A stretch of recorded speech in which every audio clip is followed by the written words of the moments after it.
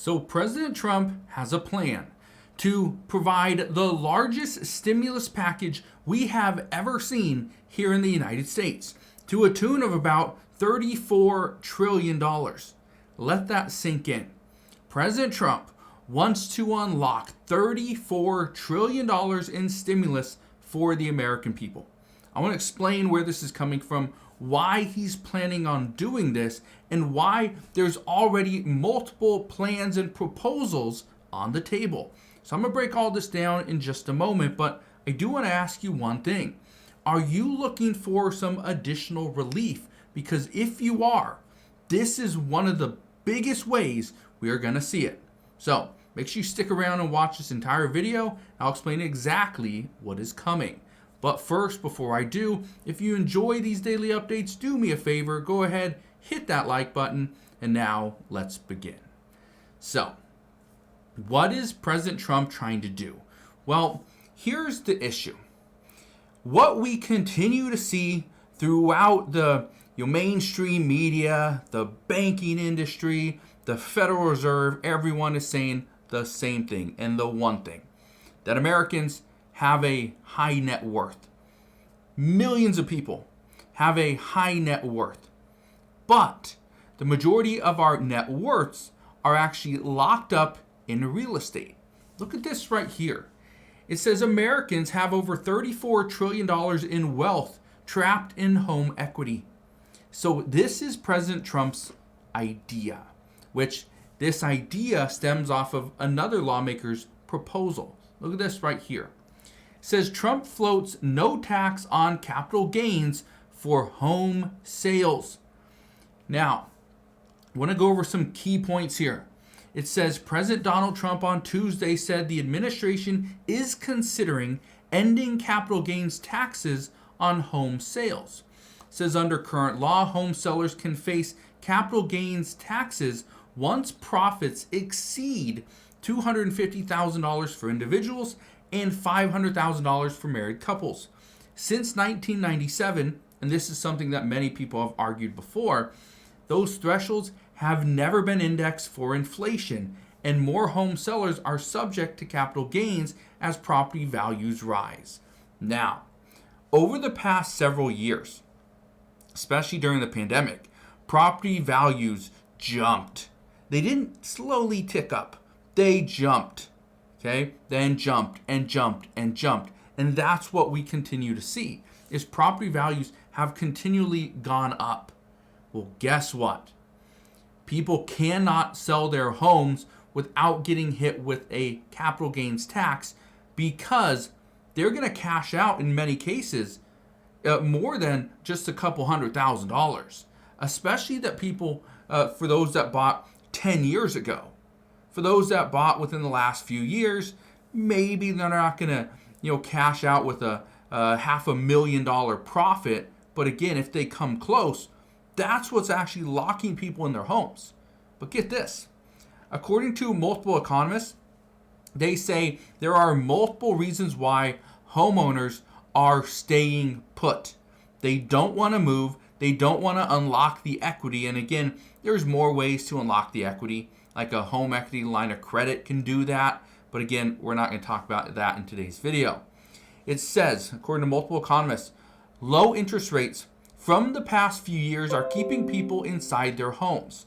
For instance, just to give you a little perspective here, 54%, it's actually 54.1% of outstanding mortgages currently have rates below 4%. 4%. For a loan right now, you are currently looking at 6 to 7%. So why would somebody sell their home, have to pay capital gains tax, have to pay a realtor fee, then they'd have to move, okay? All inconveniences here. They'd have to do all that. At the same time, they're going to go lock themselves into another 30-year fixed rate mortgage of 6.5 to 6.7%. Do you see why the majority of Americans, again, the ones that have a part of that $34 trillion in home equity, do you see why nobody wants to sell their home? Yeah. And they say To make matters worse, property values have gone up so much that homeowners would get hit with a capital gains tax. This is why Trump proposing no tax on capital gains for home sales of a primary residence makes sense. Okay. So, where do I see this going? I know that's one of the questions that somebody asked me just the other day is, do I think this goes through? Well, let's read a little bit of this, okay? Look at this right here. It says, when asked about the idea in the Oval Office on Tuesday, Trump told reporters, "We're thinking about it. If the Fed would lower the interest rates, we wouldn't even have to do that, but we are thinking about no tax on capital gains on houses." Okay, here's where things get interesting. It says Trump's comments comes roughly 2 weeks after Representative Marjorie Taylor Greene introduced the No Tax on Home Sales Act to eliminate capital gains taxes on primary home sales. It says homeowners who have lived in their homes for decades, especially seniors in places where values have surged, shouldn't be forced to stay put because of an IRS penalty. My bill unlocks that equity, helps fix the housing shortage, and supports long-term financial security for American families. Okay. Now, I want to be very clear on something, and we'll get to another article from CNBC as well. This doesn't necessarily fix the housing shortage. There's still a housing crisis, and it's more of an affordability crisis, not necessarily a shortage.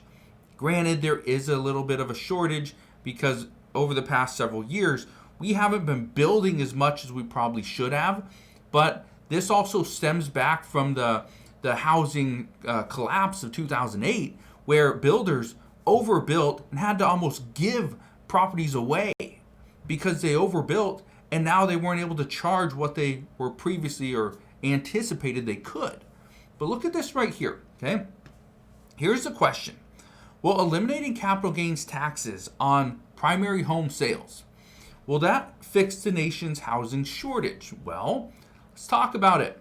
It says why cutting capital gains tax on home sales wouldn't solve the country's housing issues. I want to read just the key points here. It says capital gains taxes on homes are exempt up to $250,000 for individuals and $500,000 for couples. Okay. The median price of a home sold in June was $435,000. It says the share of homes priced above $750,000 that sold during the month was 17%. Who are the ones that are going to benefit the most from this if this goes through? Again, if this goes through. Those people that have been living in California, that live in higher, in areas of the country that have a higher home value, like California, where many people are paying upwards of $1 million, $2 million for a home. In certain parts of New York, here in Washington State, here in the Seattle area, in Bellevue, on Mercer Island, right? There's places all over in Las Vegas. There's many places around the country that certain neighborhoods have, homes that are exceeding $1, $2, $3 million for a home. And so for those people that have lived in those homes for the past 10 to 20 years, they're going to do extremely well here. Not pay a capital gains tax, but for others that bought a home within the past 5 years, there's a very good chance they're not going to profit $500,000, especially those that bought their house in the last 2 to 3 years. You're not going to profit $500,000. So that's really isn't going to impact you. But the reason why I'm bringing this to your attention is because this right here is what many are calling the largest stimulus package that President Trump could provide. Okay? No capital gains tax on primary home sales. Then again, right now it's currently $500,000 in profit. $500,000 if you are a couple. They could completely eliminate that or push it up to $1 million or $2 million. What's crazy about this is once we see this happen, if it does, and I expect they are going to maybe not eliminate taxes, but they will raise those thresholds up past $250,000 for an individual or $500,000 for a couple. I expect there's going to be some type of change here. But here's the interesting part. Once, we see tens of thousands or hundreds of thousands of people, which is probably a little bit unlikely, but once tens of thousands of people start unlocking $500,000 in equity in their home, and they go back to renting, that's going to be a massive, massive stimulus for them. They can go and buy furniture and take vacations and pay off debt and buy new cars and do all these other things, not just be locked into a home. So let me know your thoughts.